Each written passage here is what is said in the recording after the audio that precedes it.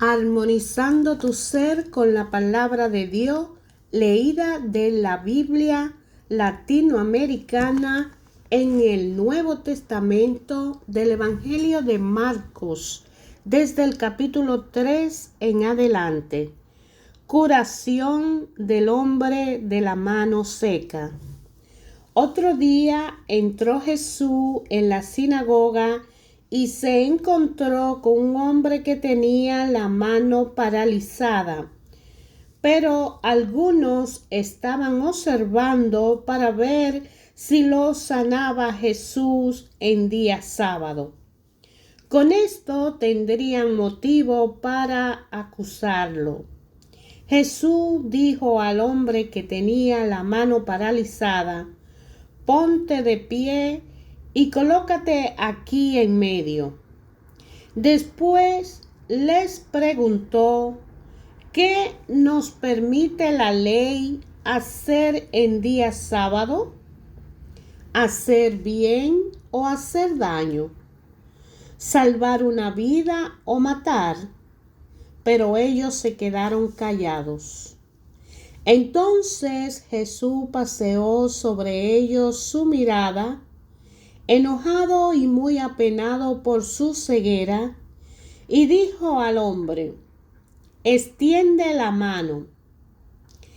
El paralítico la extendió y su mano quedó sana. En cuanto a los fariseos, apenas salieron, fueron a juntarse con los partidarios de Herodes, buscando con ello la forma de eliminar a Jesús.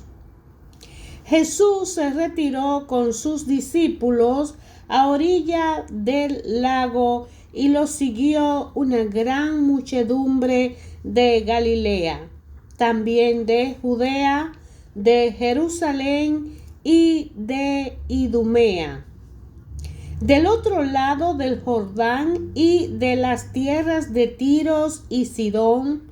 Muchísima gente venía a verlo con solo oír todo lo que hacía.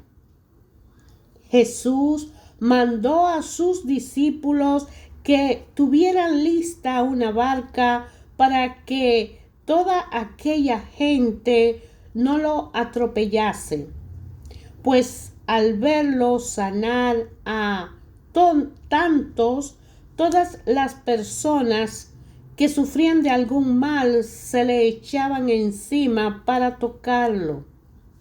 Incluso los espíritus malos, apenas lo veían, se arrojaban a sus pies y gritaban: tú eres el Hijo de Dios. Pero él no quería que lo dieran a conocer y lo hacía callar. Los 12 apóstoles de Jesús. Jesús subió al monte y llamó a lo que él quiso, y se reunieron con él.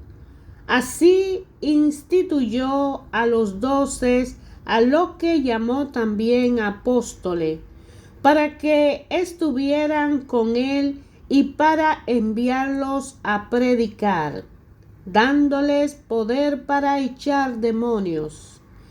Estos son los 12: Simón, a quien puso por nombre Pedro; Santiago y su hermano Juan, hijos de Zebedeo, a quienes puso el sobrenombre de Boanerges, es decir, hijos del trueno; Andrés, Felipe, Bartolomé, Mateo, Tomás, Santiago, el hijo de Alfeo, Tadeo, Simón, el cananeo, y Judas Iscariote, el que después lo traicionó.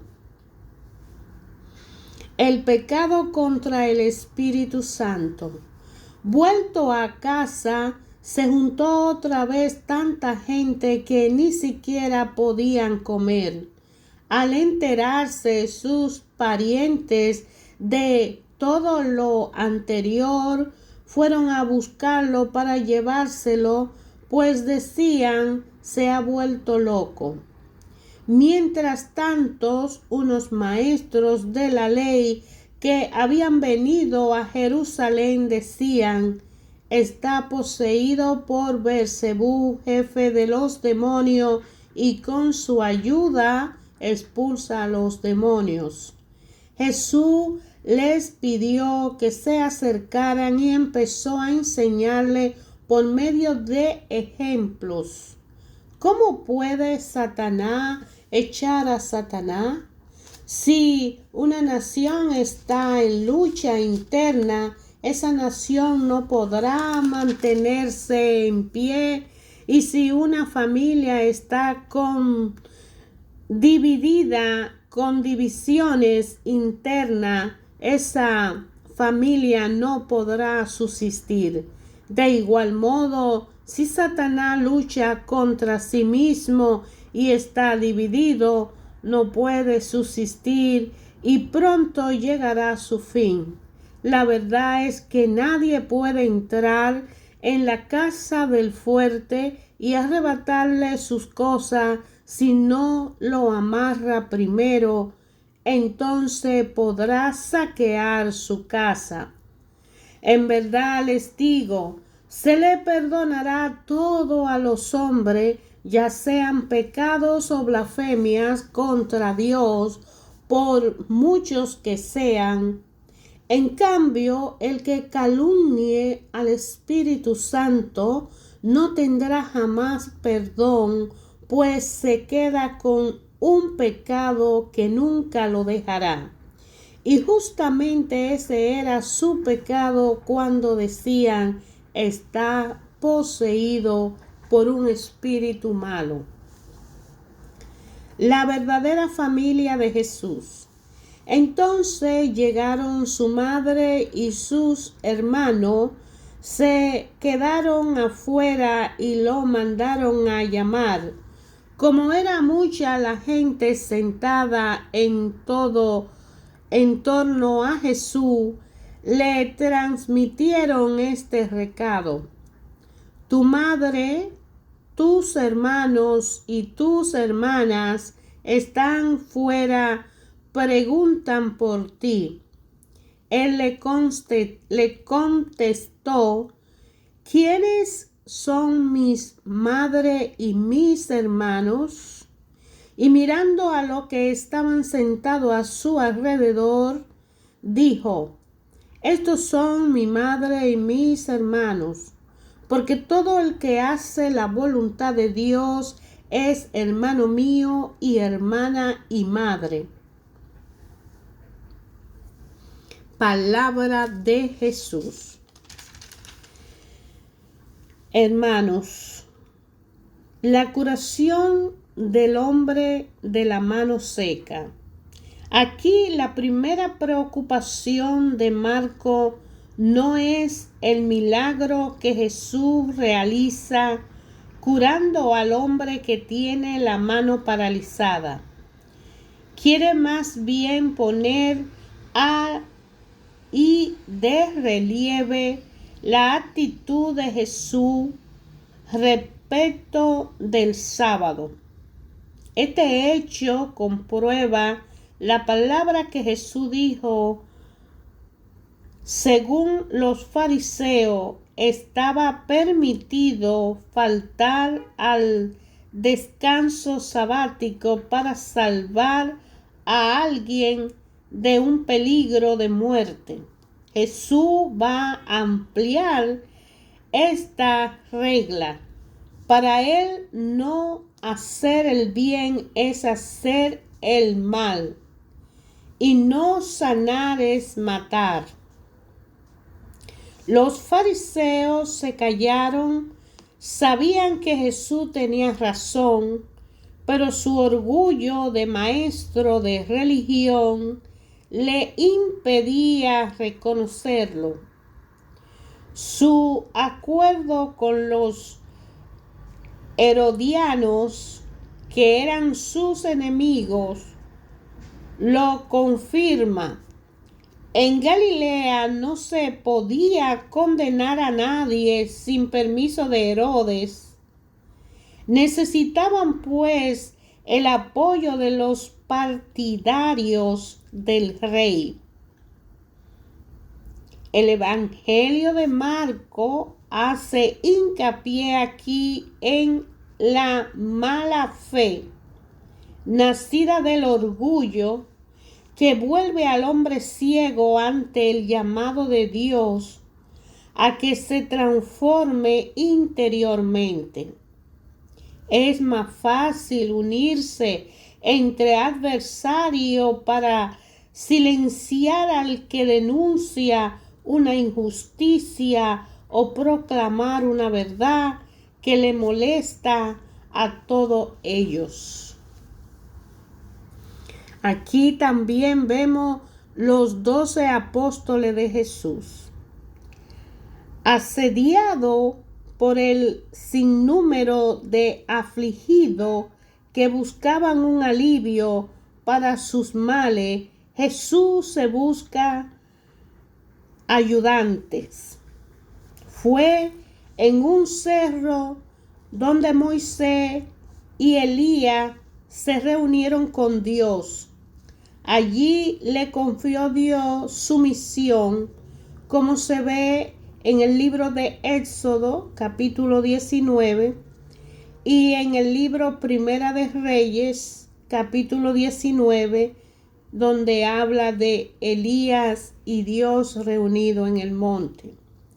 Y fue en un cerro donde Jesús llamó a lo que iba a asociar de manera especial a su propia misión. Estarán con él y anunciarán la palabra y expulsarán demonios.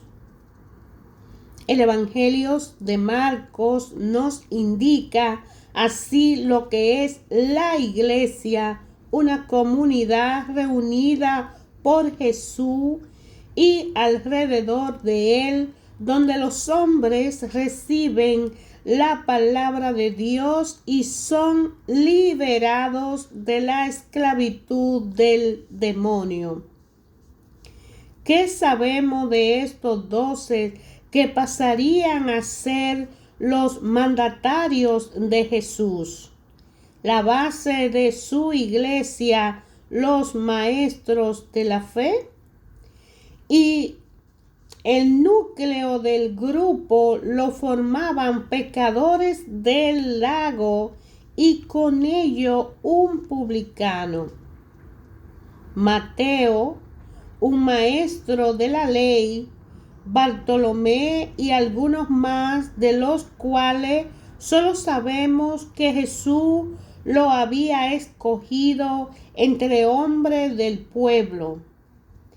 Él había venido para salvar a todos, pero su obra la empezaría con los pobres. Jesús no pertenecía más a los pobres que a los ricos, pero como cualquier hombre debía ubicarse en un ambiente y en un grupo social. Siendo hijo de artesano, se había ubicado entre la gente sencilla. Más aún, Jesús había tomado una decisión importante a los 18 o 20 años. Se había quedado como trabajador manual en vez de ingresar en una escuela de maestro de la ley, pues esta escuela religiosa estaba abierta a todos. Jesús había podido empezar su predicación con un título de maestro y seguramente habría encontrado sus ayudantes entre maestros de la ley sinceros o entre sacerdotes y fariseos de recto corazón. Pero no. Él prefirió formarse por medio del trabajo manual, sin otra preparación religiosa que las reuniones bíblicas de la sinagoga, sin más libro que la experiencia de la vida diaria. Y por eso, llegada la hora, hallaría a sus apóstoles entre la gente común, hombres sencillos pero responsables. Más que las curaciones, fueron las expulsiones de demonios las que inquietaron a los fariseos y a los maestros de la ley. Siendo autoridades en materia religiosa, viajaron desde Jerusalén para ver más de cerca quién era Jesús. Está poseído por Beelzebú, le decían. Los judíos del tiempo de Jesús estaban observando y ellos obsesionados por la creencia en los demonios, los veían por toda parte y muchas veces consideraban a las enfermedades como posesiones diabólicas. Jesús no padece tal obsesión, pero seguramente no hace tanta diferencia entre enfermedad y posesión como hacemos nosotros, pues de alguna manera el demonio está detrás de toda miseria humana. Beelzebú, nombre de un antiguo ídolo, era uno de los términos usados para designar al demonio. Entrar en la casa del fuerte, como dice Jesús aquí, este fuerte es el demonio y su casa es la persona poseída. Saquearle la casa es quitarle el poder sobre su víctima. Se le perdonará todo a los hombres. Y aquí, en la falta de prudencia con relación al pecado contra el Espíritu Santo, Jesús es riguroso al decir que se le perdonará todo a los hombres. Y así lo dice Mateo, que añade: al que haya hablado contra el Hijo del Hombre, le será perdonado. Mateo 12:32. Mientras el Antiguo Testamento exigía la pena de muerte para el que hubiese blasfemado para salvar así el honor de Dios y evitar que su cólera cayera sobre la comunidad. El Dios que conoce Jesús sabe hasta dónde llega la estupidez humana y no se sienta ofendido por tanto de propósitos ridículos o blasfemos a que nos tiene acostumbrada nuestra sociedad. No se defiende como lo hacen los grandes de este mundo. Jesús aceptó ser criticado por lo que no entendían su manera de actuar, que fue el caso de muchos fariseos. Pero cosa bien diversa era llamar obra mala a la que era evidentemente una buena obra. Hablar o blasfemar contra el Espíritu Santo es atribuir al espíritu malo una obra que es manifestada buena. Lo que ahora atribuyen sistemáticamente a intenciones malas, el bien hecho por todo, sea la iglesia o persona de otro partido. Pecan contra el Espíritu Santo. El que conoce la verdad y no a Dios está en mejor camino que el que dice creer en Dios y no reconoce la verdad. De las expulsiones de demonios, Jesús saca una conclusión. El reino de Dios ha llegado a ustedes. La victoria sobre Satanás se gana. En realidad, día a día, nuestra oración, la oración perseverante de la comunidad cristiana, el testimonio de vida y la actuación valiente de los cristianos tienen fuerza como para hacer retroceder la presencia del demonio, ya se trate del dinero, la explotación, la droga o el frenesí del sexo.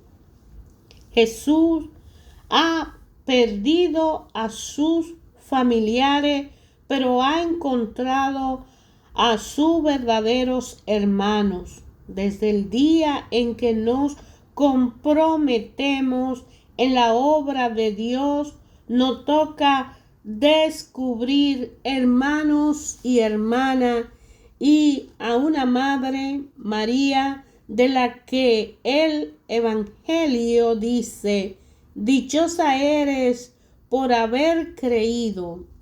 Jesús no dice: ese es mi Padre, pues Padre hay uno solo y está en el cielo. Los hermanos de Jesús, la verdadera familia. La iglesia nunca dudó de que María hubiera sido siempre virgen y Jesús fuera su hijo único, como es el único del Padre. ¿Por qué pues se habla aquí de sus hermanos y hermanas?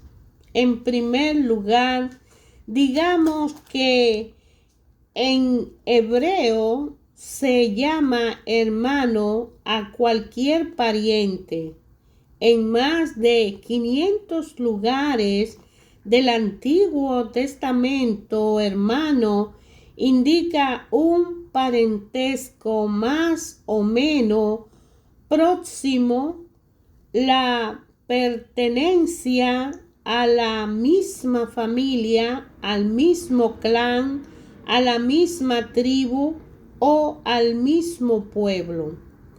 Cuando se quiere subrayar que se trata de un hermano en el sentido estricto, se usa la expresión hijo de su madre, como habla Deuteronomio capítulo 13, 7 y 27, 22.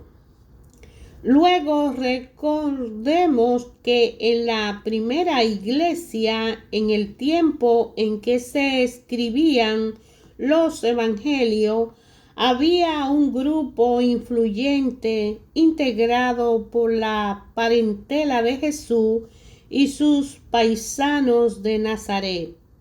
Estos eran llamados en forma global los hermanos del Señor, y uno de ellos, Santiago, era obispo de la comunidad de Jerusalén. El Evangelio no lo celebra mayormente, más bien recuerda que tardamos mucho en creer en Jesús a pesar de haber vivido tantos años a su lado. Marcos capítulo 3, 21 y Juan capítulo 7, 3 al 5.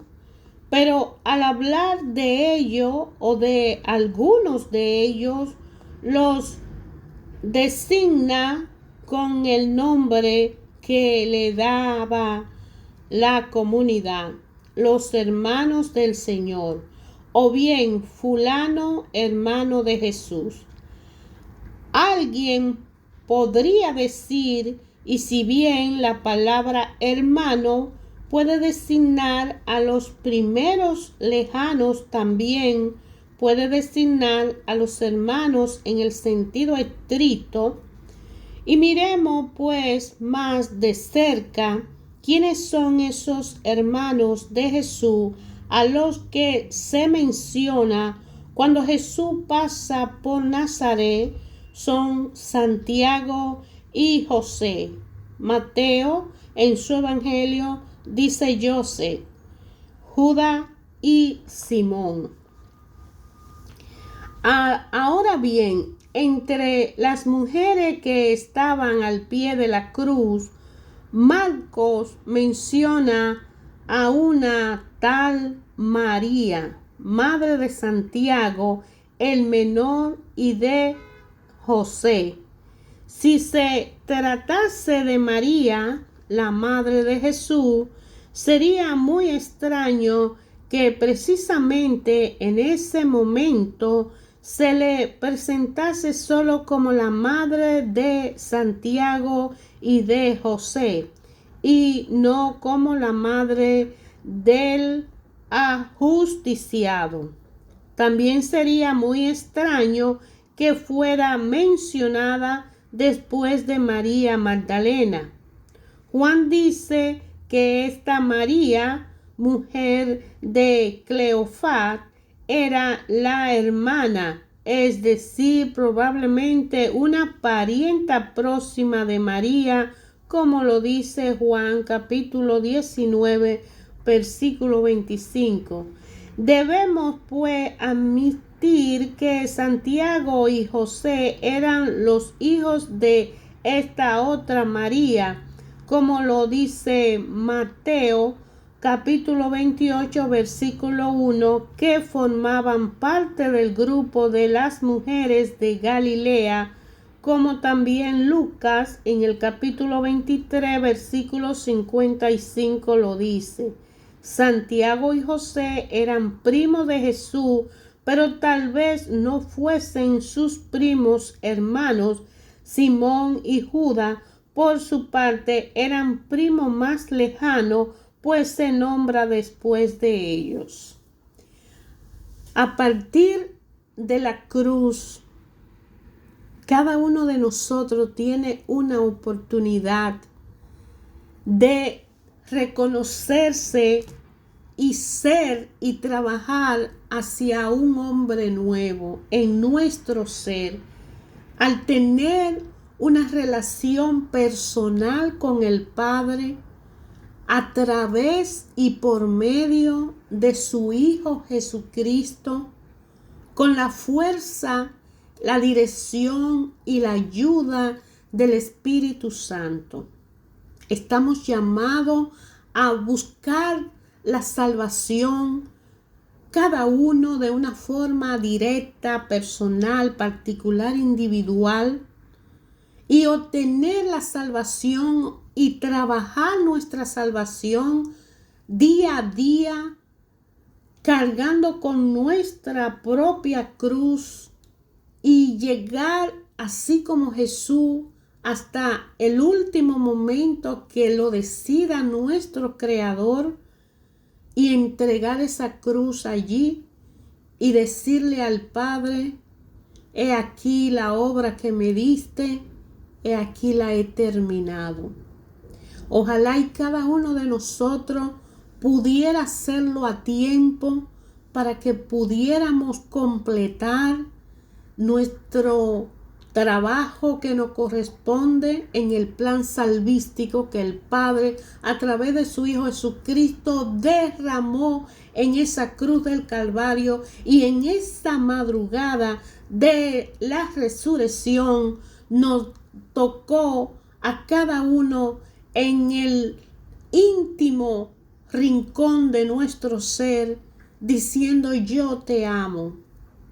Al decirnos yo te amo, todos somos hijos de Dios, muy amados por Él, porque todos somos creación de sus propias manos, y usando el medio que decidió usar, un padre y una madre, nos trajo a la vida para darnos la oportunidad de hacernos hijos muy amados de Él. Te invito a leer los evangelios, a relacionar la historia con la realidad que cada uno de nosotros, directa e indirectamente, particularmente, nos toca. Jesús está en nuestra vida, en nuestra presente, en nuestra situación, en nuestra casa, en nuestro hogar, en nuestro trabajo, en nuestro interior. Jesús está a la puerta y llama. Y Él toca, y si alguien abre y le invita a entrar, Él dice que Él entrará y cenará con ese ser. Y cuando Jesús se hace presente en la vida de un humano, en la casa, en la verdad, en la luz, en la existencia, cuando Jesús está presente en la humanidad, nueva vida somos.